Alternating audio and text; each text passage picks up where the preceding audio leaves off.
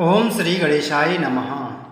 नमस्कार दोस्तों, स्वागत है आप सभी का हमारे चैनल भक्ति ज्ञान में। दोस्तों, आज मैं आपको संकष्टी चतुर्थी व्रत में सुनी जाने वाली चौथ माता की कहानी सुना रहा हूँ। एक बार की बात है, एक नगर में एक बूढ़ी माँ रहती थी। वह अपने बेटे की सलामती के लिए 12 महीनों की चौथ का व्रत करती थी।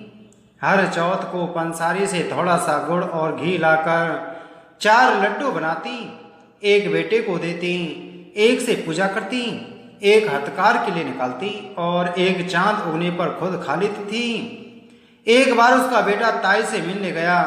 ताई ने चौथ का व्रत रखा था। ताई से पूछा, माँ तो 12 चौथ करती है। ताई बोली, तेरी माँ तेरी कमाई से तरमाल खाने के लिए 12 चौथ करती है। तो परदेश जाए तो वह एक भी चौथ नहीं करेगी। लड़के को लगा ताई सच कह रही है। घर आकर माँ से कहा, मैं परदेश जा रहा हूँ, यहाँ तो मेरी कमाई खाने पीने में ही उड़ा देती है। माँ ने समझाकर रोकना चाहा, पर बेटा नहीं माना। माँ ने उसे साथ ले जाने के लिए चौथ माता के आंखें दिए और कहा, मुसीबत में ये आंखें तेरी मदद करेंगी। वह आंखें लेकर रवाना हो गया। घूमते हुए एक नगर में पहुंचा। उसने देखा एक बूढ़ी माँ रोती जा रही थी और पुआ बनाते जा रही थी। उसने कारण पूछा तो बूढ़ी माँ ने कहा, बेटा, इस नगर की पहाड़ी पर एक दैत्य रहता है। पहले वह नगर में आकर कई लोगों को खाने के लिए मार देता था। अब राजा हर घर से एक आदमी दैत्य के पास भेजता है और आज मेरे बेटे की बारी है, इसलिए रो रही हूँ और उसी के लिए पुआ बना रही हूँ। वह बोला, तू पुए मुझे खिला दे, तेरे बेटे की जगह मैं चला जाता हूँ। बूढ़ी माँ ने खीर पुए उसे खिला दिए। खा पीकर वह सो गया। रात को राजा के सैनिक आए तो बूढ़ी माँ ने उसे भेज दिया। दैत्य के सामने पहुँचने पर उसने चौथ माता की आंखें दैत्य की तरफ फेंक कर कहा, हे चौथ माता, यदि मेरी माँ मेरी सलामती के लिए व्रत करती है तो दैत्य का सिर कटकर गिर जाए। तुरंत दैत्य का सिर कट गया। लड़का वापस आ गया। राजा ने उसे उपहार देकर विदा किया। चलते हुए एक दूसरे राज्य के नगर में पहुंचा। इस राज्य में आवा तभी पकता था जब एक इंसान की बलि दी जाती थी। सिपाहियों ने उसे पकड़कर आवे में चुन दिया। लड़के ने आके आवे में डाले और कहा, हे चौथ माता, यदि मेरी माँ मेरे लिए व्रत करती है तो आवा मेरी बलि लिए बिना ही झट से पक जाए। आवा तुरंत पक गया। आवे में से मिट्टी की जगह सोने चांदी के बर्तन निकले।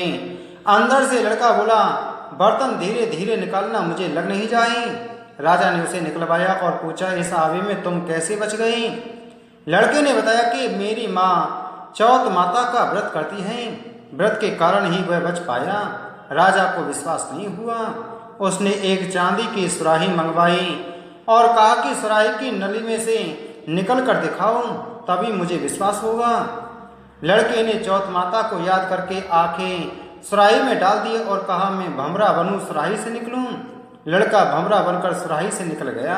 राजा ने खुश होकर राजकुमारी की शादी उसके साथ करवाई और सभी लोगों को चौथ माता का व्रत करने को कहा। उसे माँ की याद आई। उसने राजा के पास जाकर खुद के नगर जाने की इच्छा जाहिर की।